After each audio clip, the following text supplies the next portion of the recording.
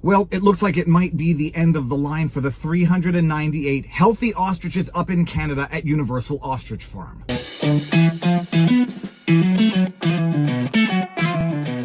Viva Fry, former Montreal litigator turned current Florida rumbler in my home office, and I'm going to end this video by asking for my one time. Anybody who watches poker knows that when you go all in, you get to use your one time. One time, I just want to succeed, and you only get to use your one time. One time, I'm going to use my one time this time. This is a story I've been following for months now, ever since having become made aware of it, as relates to an ostrich farm up in British Columbia, Edgewood, British Columbia. An ostrich farm that had at one point over 400 ostriches.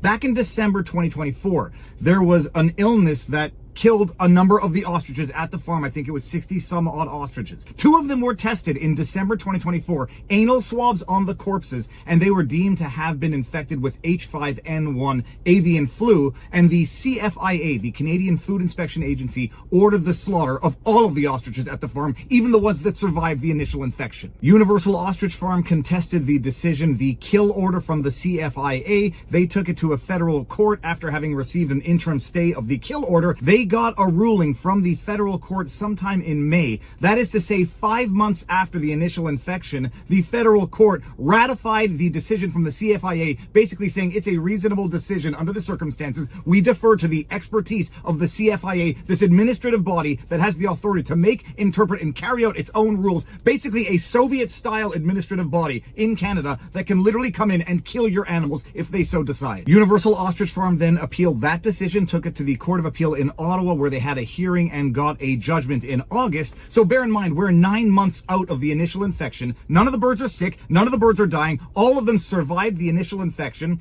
And now the Court of Appeal ratified the decision from the federal court, which ratified the CFIA's decision to kill the ostriches. And now it seems that after an interim stay so they could go to the Supreme Court was initially granted, that interim stay has now been rejected. And the CFIA, apparently, from news coming out of Rebel News based on their sources, the CFIA is planning to come in this weekend as at the time of shooting this vlog. It's currently Friday. They're going to come in either Saturday, Sunday, and or Monday to slaughter the 400 healthy ostriches on Universal Ostrich Farm. Earlier this week, I was able to report, based on footage that was sent to me, of helicopters flying over the property of Universal Ostrich Farm.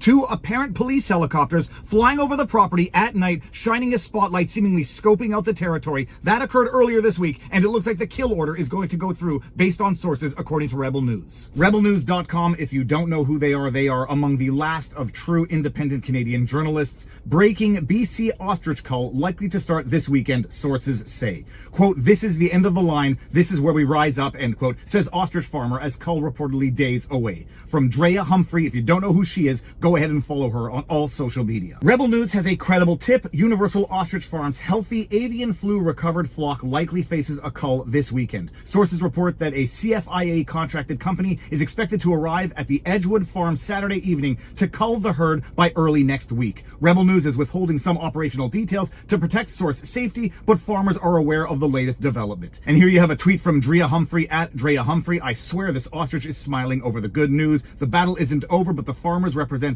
by at UASIND have been granted their emergency stay order and are preparing for an appeal. More to come. SaveTheOstriches.com. Now that tweet was obviously back from the day where we actually had good news, and today we don't have good news. Today we have only bad news. The interim stay was subsequently denied or ended, even though they are trying to get to the Supreme Court on an emergency basis to have the court decide on this before they carry out the irreversible decision to slaughter these healthy animals. Now, I had reported last week that the government had made an application to submit new evidence because apparently the government magically retested these samples from December 2024 and magically determined that not only were these birds infected with H5N1, they were infected with a particularly lethal strain of H5N1, even though they all survived that alleged infection of the allegedly more dangerous strain of H5N1. So why not study those birds? Why not look into what antibodies those birds have? No, you got to stamp them out, you got to kill them, because you can't actually have a solution to the problem. You need the government coming in and killing what might be the solution. And while the government was allowed to adduce new evidence based on new testing of old samples where they magically got more lethal strains of H5N1, Universal Ostrich Farms on their end was not allowed to adduce new evidence because what's good for the government is not good for the defendants. Back to the article, quote, this kill of life, of heartbeats and the pitter-patter on the ground and the booming in our fields, there's going to be a bloodshed on Saturday, Sunday, Monday, end quote, said farm spokesperson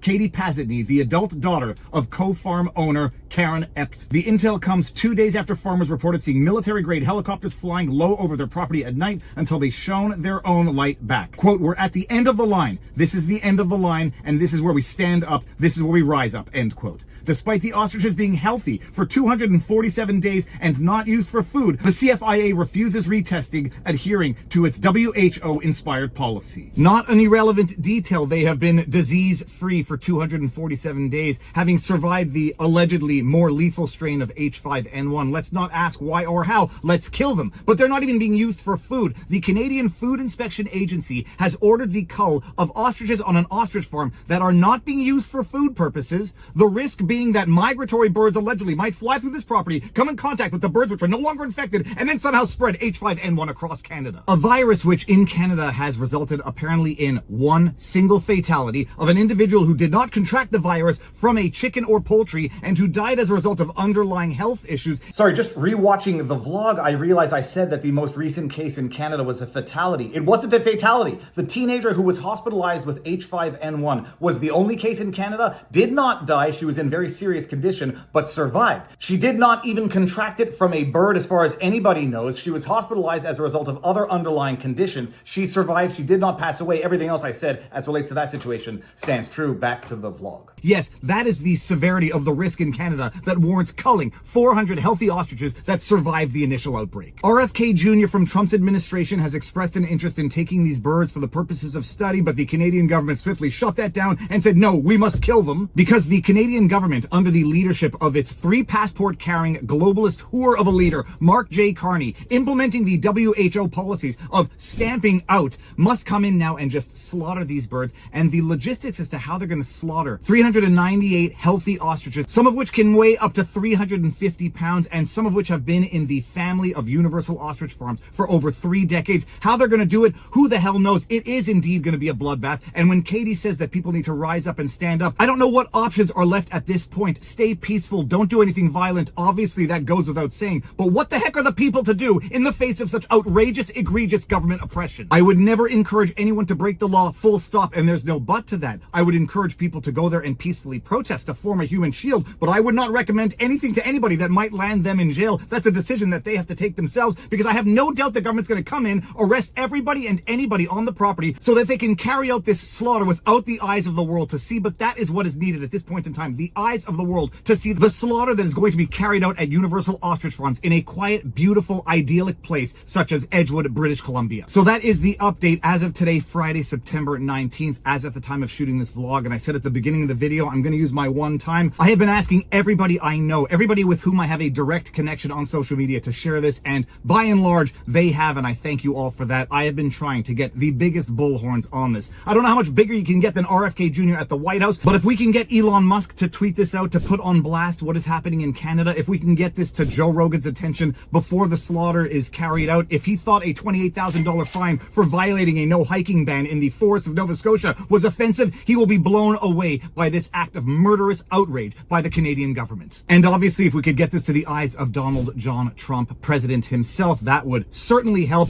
There need to be sanctions imposed on the Canadian government for carrying out this slaughter, if they indeed carry out this slaughter, because they're not just murdering the animals of a private citizen in Canada. They're not just doing it for no better reason other than the fact that they decided they had to in December 2024, and the government shall not be mocked. They could very well be denying the world of scientifically critical information as relates to how these birds survived the infection itself, whether it was the original H5N1 or the more lethal strain, how they survived it, what antibodies they might have that could be of use to the general population. But no, the government's going to come in and kill them because they need to stamp out H5N1 the same way they needed to flatten the curve for COVID. And even though these birds are totally healthy and have been for damn near 250 days, they need to come in and stamp out, because 2 weeks to flatten the curve ended up as COVID 0. And right now the Canadian government's going to kill every bird in Canada if it means stamping out the H5N1 avian flu. So that is it. If you're still watching, make sure to like, share, subscribe, yada, yada, yada. Most importantly, I'm using my one time. Tweet this out, blast this out, tag everyone and everyone you know. And if you can and you're willing, go there, witness it with your eyes, form a human shield, record it, blast it out to the world. Let the world see what the Canadian government is doing, because sunlight is the greatest disinfectant. And if they think they're going to do this quietly in the dead of the night, they might damn well try. But we'll see if the people power can't rise up to prevent that from happening. Peaceful, lawful, do not give them an excuse. Just simply show to the rest of the world the evil that the government of Canada has become, and the evil that they are implementing right now on good, peace-loving Canadian citizens. That is what's going on now. Exercise, eat healthy, sunlight, yada, yada, yada. You know what to do. Tweet this out and reshare it. Thanks. Booyah.